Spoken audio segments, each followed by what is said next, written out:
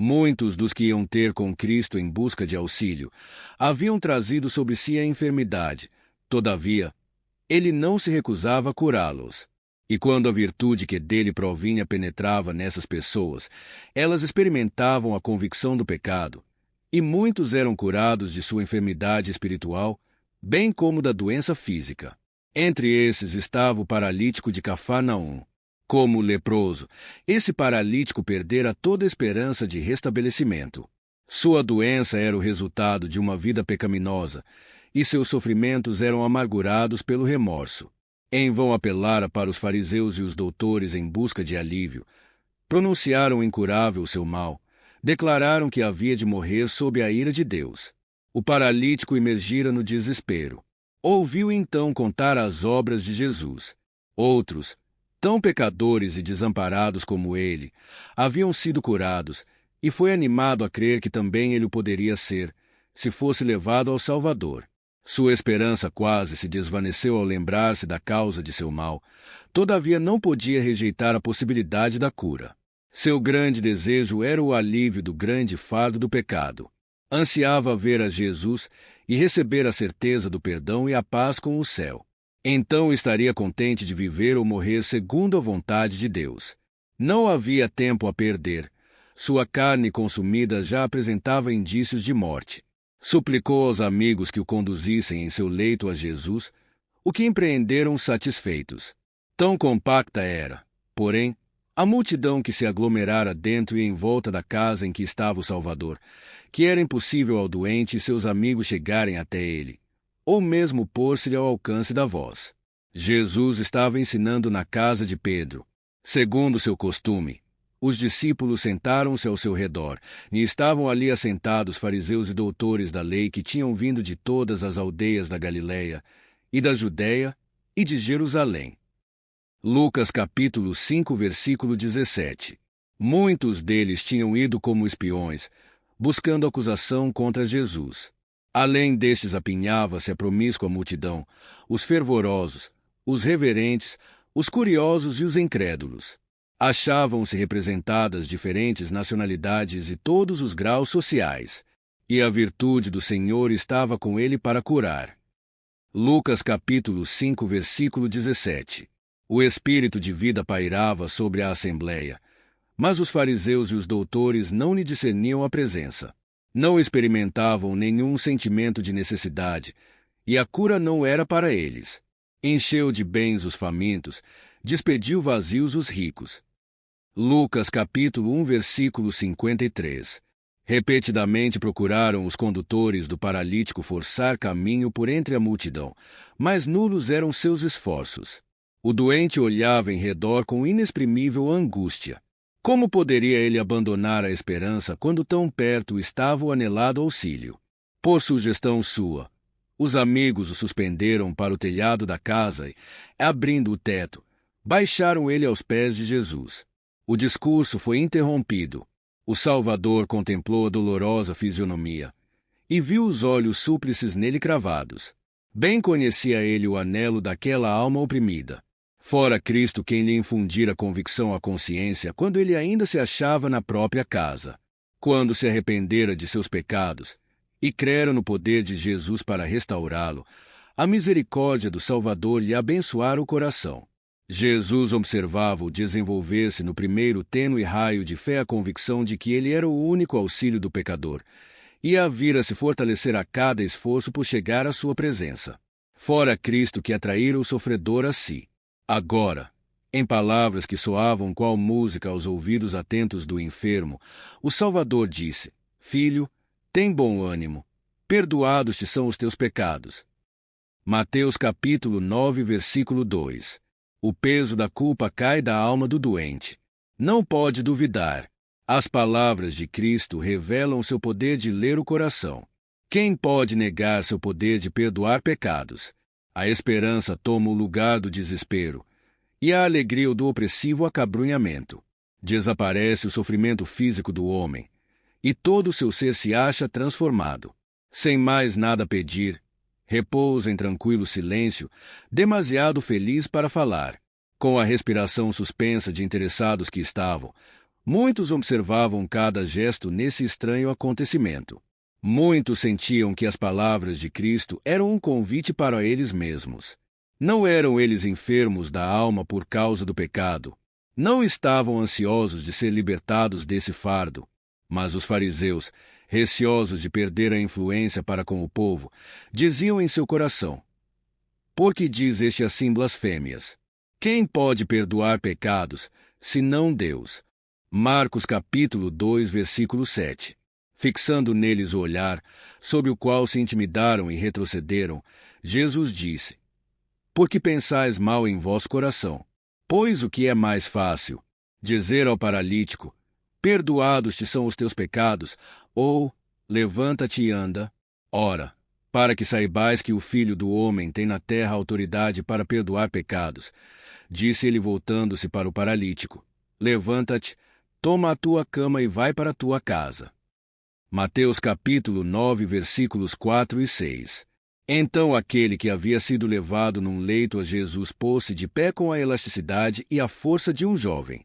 E tomando logo o leito, saiu em presença de todos, de sorte que todos se admiraram e glorificaram a Deus, dizendo: nunca tal vimos. Marcos capítulo 2, versículo 12. Nada menos que poder criador exigia o restituir à saúde aquele decadente corpo. A mesma voz que comunicou vida ao homem criado do pó da terra infundira vida ao paralítico moribundo. E o mesmo poder que dera vida ao corpo renovara o coração.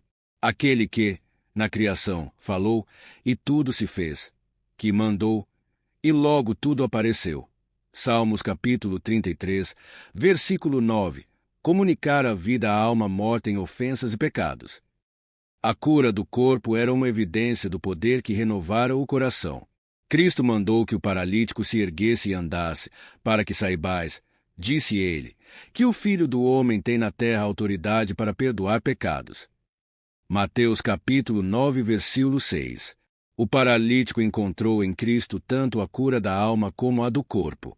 Ele necessitava a saúde da alma antes de poder apreciar a do corpo. Antes de poder ser curada a enfermidade física, Cristo precisava dar alívio à mente e purificar a alma do pecado. Essa lição não deve ser passada por alto. Existem hoje milhares de pessoas a sofrer de doenças físicas, as quais, como o paralítico, estão ansiando a mensagem: perdoados te são os teus pecados. Mateus capítulo 9, versículo 2. O fardo do pecado, com seu desassossego e desejos não satisfeitos, é o fundamento de sua doença. Não podem encontrar alívio enquanto não forem ter com o médico da alma. A paz que tão somente ele pode comunicar restituiria vigor à mente e saúde do corpo. O efeito produzido no povo pela cura do paralítico foi como se o céu se houvesse aberto e revelado as glórias do mundo melhor.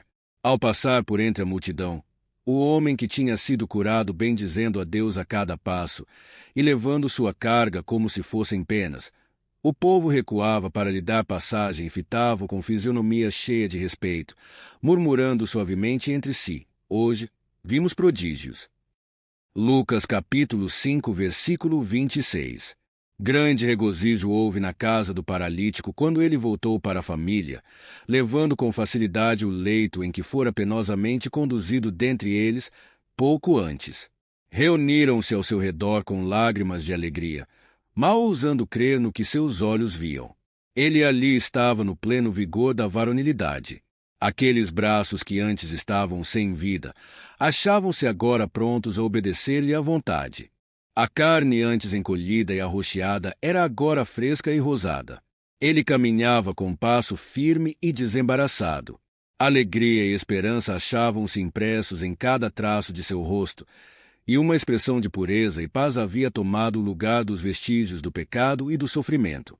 Alegres ações de graça subiram daquele lar, e Deus foi glorificado por meio de seu Filho, que restituíra a esperança ao destituído dela e força ao abatido. Esse homem e sua família estavam prontos a dar a vida por Jesus. Nenhuma dúvida ofuscava sua fé. Nenhuma descrença lhes prejudicava a fidelidade para com aquele que lhes trouxera luz ao ensombrado lar. Não peques mais. Acabar a festa dos tabernáculos.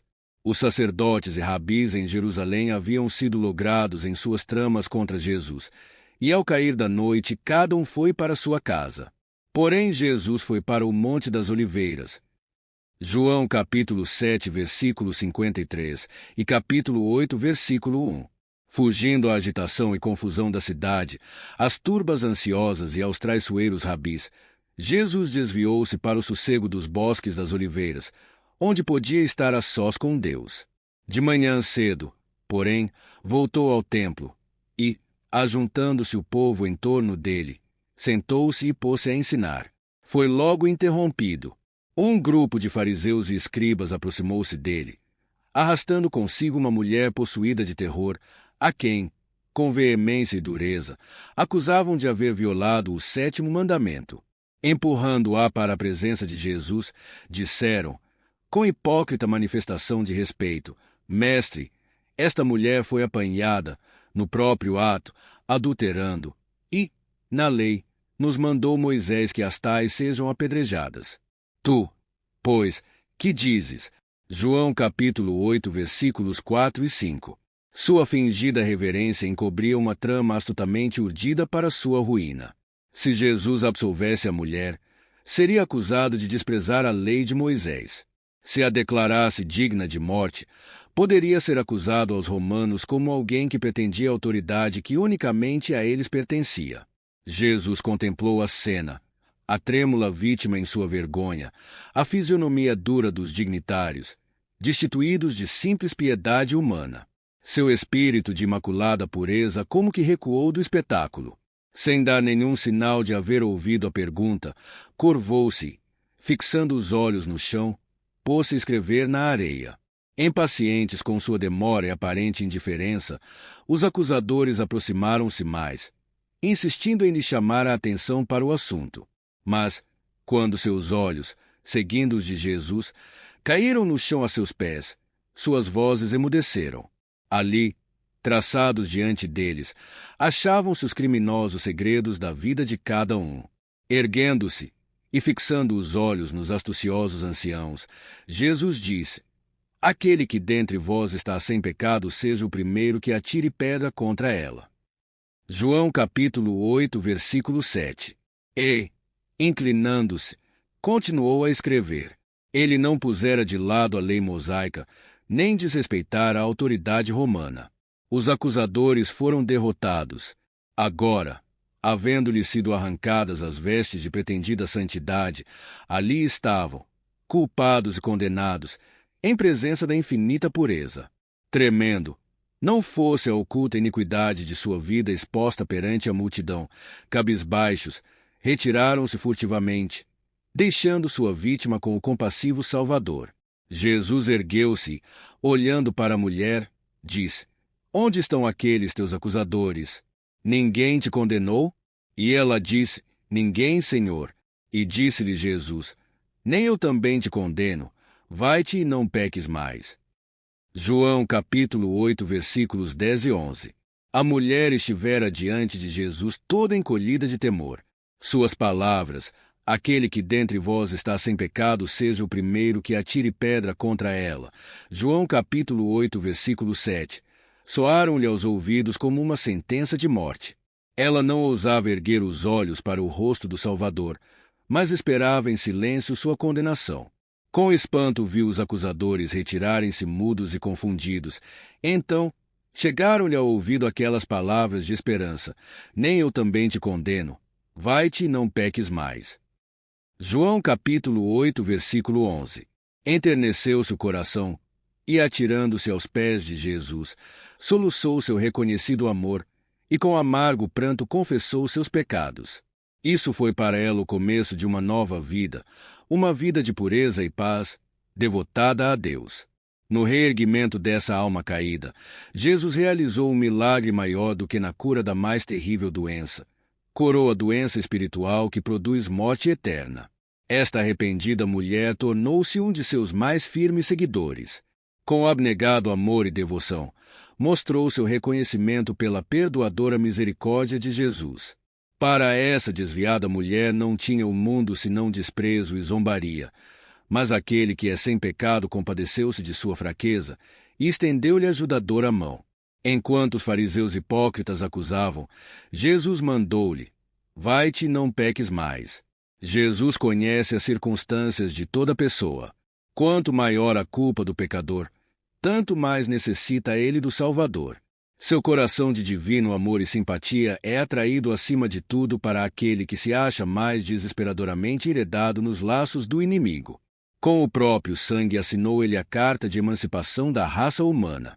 Jesus não deseja que fiquem desprotegidos ante as tentações de Satanás, os que por tal preço foram adquiridos. Não deseja que sejamos vencidos e venhamos a perecer. Aquele que fechou a boca aos leões na cova e andou com seus fiéis por entre as chamas da fornalha, está igualmente disposto a trabalhar em nosso favor, a subjugar todo o mal em nossa natureza. Hoje, está ele ao altar da misericórdia, apresentando perante Deus as súplicas dos que lhe desejam o auxílio. Não repele nenhuma criatura chorosa e arrependida. Perdoa abundantemente a todos quantos vão ter com ele em busca de perdão e restauração. Ele não conta a ninguém tudo quanto poderia revelar, mas manda a toda alma tremente que tenha ânimo. Quem quiser pode apoderar-se da força de Deus e fazer paz com ele, e ele fará paz. Aqueles que se volvem para ele em busca de refúgio, Jesus ergue acima das acusações e da contenda das línguas. Nem homem nem anjo mau algum podem comprometê-los. Cristo os liga à sua própria natureza divino-humana. Eles se acham ao lado do grande Salvador, na luz que procede do trono de Deus.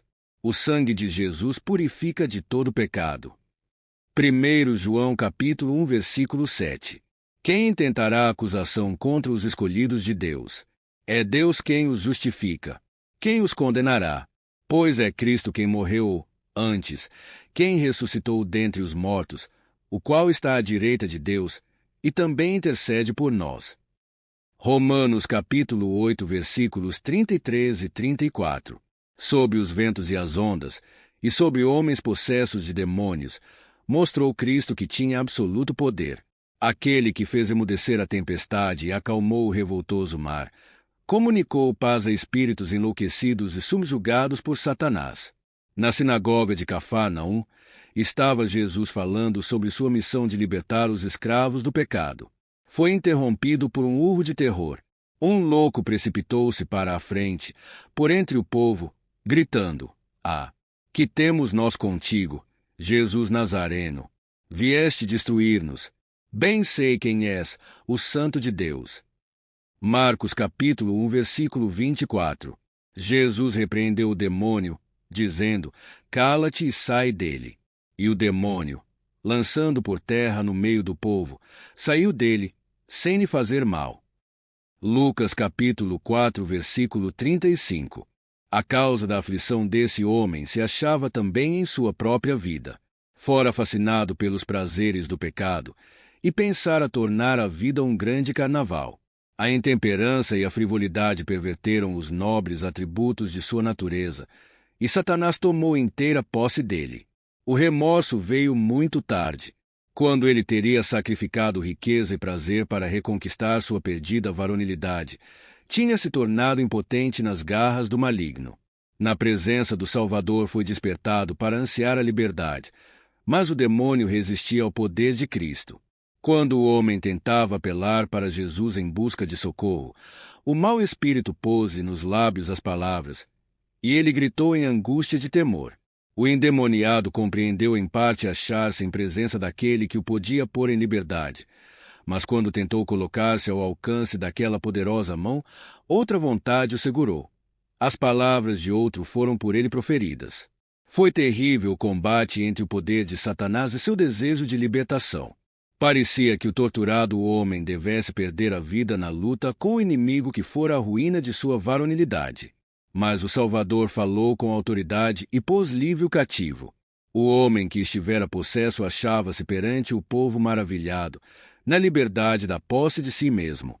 Com voz de júbilo deu louvores a Deus pelo livramento.